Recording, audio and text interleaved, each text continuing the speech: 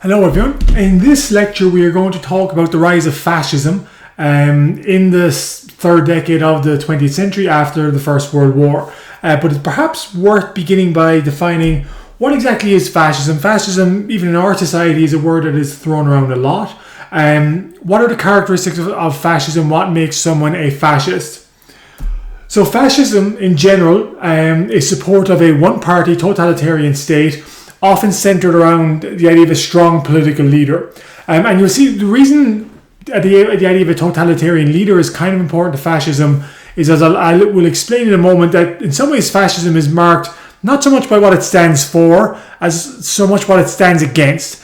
And in that sense, having a leader as a rallying point around which people can focus makes a lot of sense for fascism, because it's not so much that it's promoting explicit values itself compared to, say, communism, which has a very, very detailed outline of what it's trying to achieve. Fascism does not have the same thing. It's usually a kind of mix of different things that people oppose. So having a strong leader is seen as a central aspect of fascism. The idea is that people can rally around and support a leader who will lead them to the glorious promised future, whatever that is.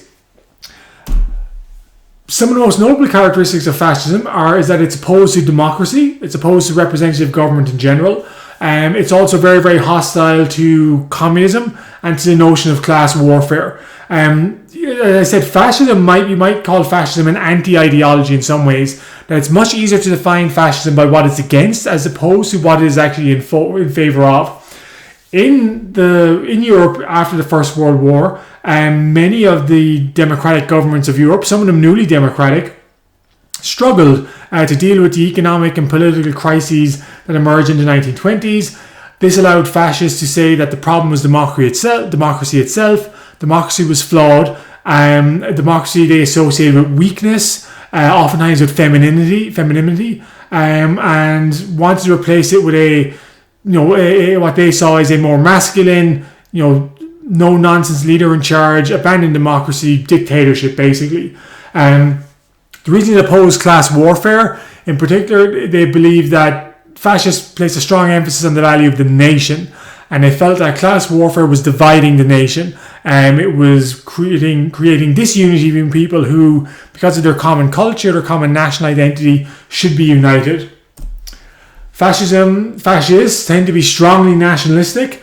They promote national greatness, and they place a big emphasis on the idea of a common culture, a common language, a common ethnic relationship between the people of a nation. And in some ways, that's a bit different from the type of nationalism that we saw in the early 19th century, what I called liberal nationalism in an earlier lecture. That nationalism didn't place as much an emphasis on culture, culture and ethnic ties. It was more about participation in a political system, participation in general in a republican or democratic system of government. And also, liberal nationalists believed that they were essentially all fighting the same battle, that there should be no rivalry between, say, French and Germans, because they were all trying to achieve democratic government and overthrow tyrannical, autocratic monarchies.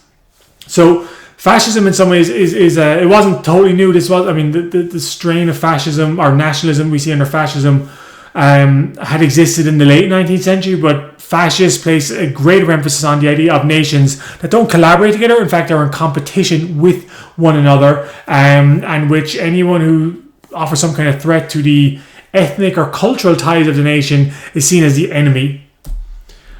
What allowed fascism to rise as a political force? As I mentioned, some of its ideology emerged in the 19th century. Its opposition to communism, its emphasis on a nationalism based on ethnic ties and culture and language, but it's really the economic hardship after the First World War.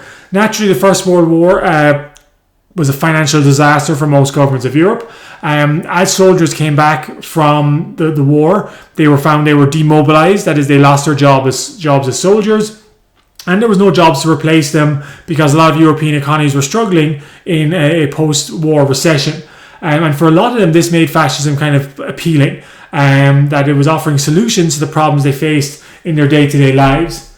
The rise of communism, and certainly with the Russian Revolution in 1917, communism suddenly seemed like a much more realistic threat to Europe. So the rise of communism coupled with the weakness of democracy in some countries, further helped enhance the appeal of fascism as well, and made it more attractive, especially to young men who lost the sense of camaraderie they had with their soldiers in the war. They came home, and many of them were impressed with fascist groups because they placed the same emphasis on marching together, wearing uniforms, having this almost kind of soldierly bond with one another, and that made fascism attractive as well. So in this class, we're going to talk about fascism in two countries, the two most famous ones, Italy and Germany. So Benito Mussolini was actually originally was an Italian socialist, had joined the Socialist Party, was a socialist journalist until Italy joined the First World War. He became much more nationalistic once Italy joined the First World War, and over time came to see communism as the enemy of Italian nationalism. So in 1919, after the war, Mussolini fought in the First World War for Italy, I should add. He established something called the Fascist Party. So what the term fascist comes from an old Latin term for fasces, which essentially was in the old Roman Empire. It was a symbol where you got a bunch of sticks, you tied them together, oftentimes with an axe head protruding out. But the point of the fasces was that you could break any of those sticks individually, but when those sticks were put together and tied together, you couldn't break them. And the message it was going for was collective strength and unity. And so that's where the symbol of the fascism comes from. So Mussolini creates this fascist party with two goals in mind. One was to oppose communism, because the Communist Party was growing in Italy in 1919, 1920, and also to demand Italian expansion.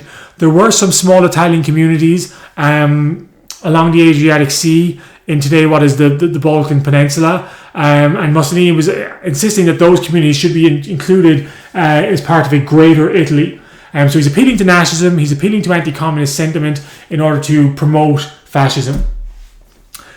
His group, essentially, the Fascist Party, was a paramilitary organisation. What I mean by that was they organised almost like an army, wearing uniforms, marching in formation, engaging in kind of the ceremonies or rituals of an army, raising flags, saluting one another. And he used his Fascist Party to go out in the streets to attack the enemies, who they perceived to be their enemies, communists in particular, Democrats as well, other political parties. And between 1919 and 1921, the Fascist Party increasingly was involved in violent confrontations in Italy and was really adding to a sense of destabilization and chaos that was emerging in Italy in the post-war period. Mussolini was elected to the Italian Parliament in 1921, and one of the issues for Italy was that as a democratic society, it was particularly unstable, that it was very hard for there were so many political parties in Italy, it was hard for any one party to gain control of the government and to be able to implement any real or meaningful change. So governments were constantly changing in Italy, little was getting done, and this was adding to the appeal of fascists, the appeal of people like Mussolini, who were saying that we need to abandon democracy and return to or actually create a strong dictatorship. So in October 1922, Mussolini decided to organise a march on Rome. That was supposed to be a fascist rally, but which many people realised might possibly be an effort by him to stage a coup in Italy and to try and overthrow the Italian government and place himself in charge instead. So on October 27, 1922, all the fascists of Italy were ordered to come to Rome to take part in this rally. The government at the time was worried that this was indeed a coup.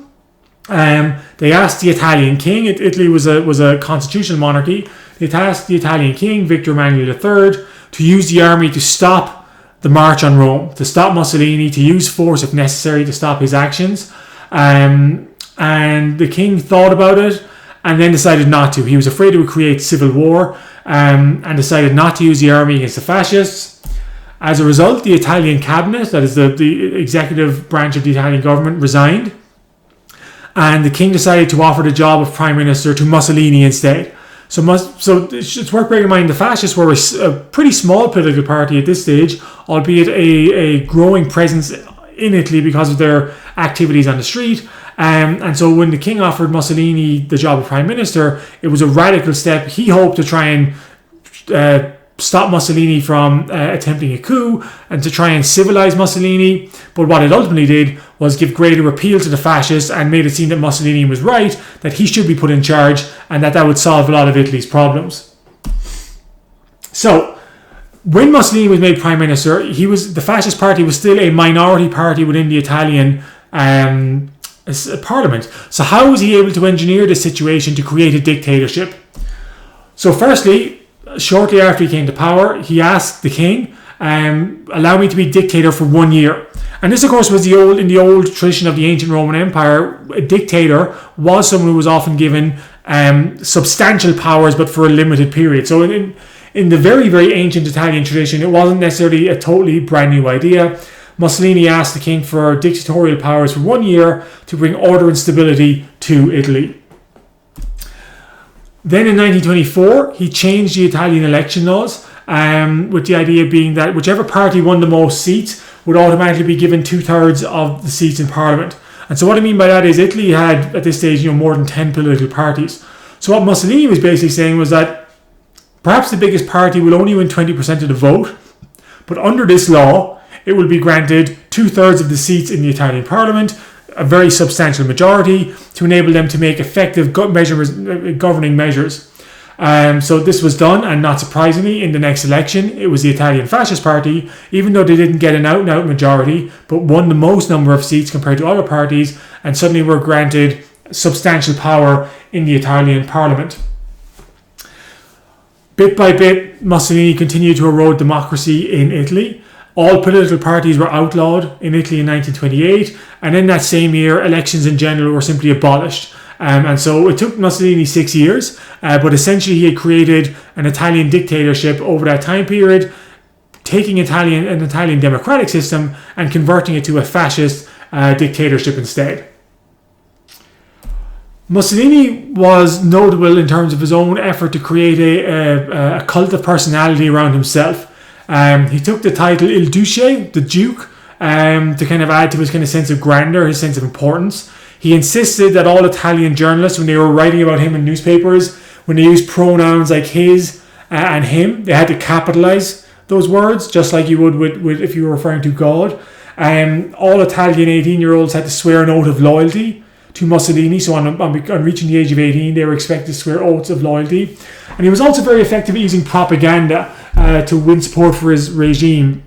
He was absolutely shameless in terms of lying and exaggerating in order to create popular support for himself, to project an image of himself as a competent, effective ruler, and to challenge his enemies as being corrupt, inefficient, under some kind of international or communist influence. He was also very aggressive in terms of planting photos of himself, oftentimes altered digitally or altered to cast himself in the best light, to ensure that articles favourable to him were in all the Italian newspapers, because he understood perhaps better than his opponents the value of mass media at the time. And he also sought to change Italy in a variety of ways. Mussolini's main ambitions for Italy were to make it economically self-sufficient and to make a larger population that, in his mind, one day would be fit for great wars of expansion for Italy. So the first thing Mussolini tried to do was introduce something called the battle for grain. That is, Italy imported a lot of its wheat. Mussolini wanted to reduce Italy's dependence on other countries, so he began the battle for grain, which essentially forced farmers to stop growing their own crops and start growing wheat instead. This, in some ways, ended up being a bit of a disaster because some parts of Italy simply are not suitable for wheat growing. And in order to discourage the purchase of foreign wheat, he introduced tariffs, which meant that the price of food went up. So the price for grain, or the battle for grain, not a great success. The battle for land was an efforts to reclaim swampland and unproductive parts of Italy and make them effective farms, basically, and fertile land. The battle for land wasn't particularly successful either. And then his most famous battle was the battle for births. In order to encourage greater an increase in the Italian birth rate, women were discouraged from working and discouraged from playing sports. The bachelors were taxed. Men who weren't married were taxed for being bachelors. Prizes were given for women who had more than 5 children. But the Italian birth rate actually declined by about a third between 1911 and 1936. So Mussolini, successful dictator in Italy, although not all his plans work, but he provides an inspiration for a more ominous dictatorship that was to rise in the north.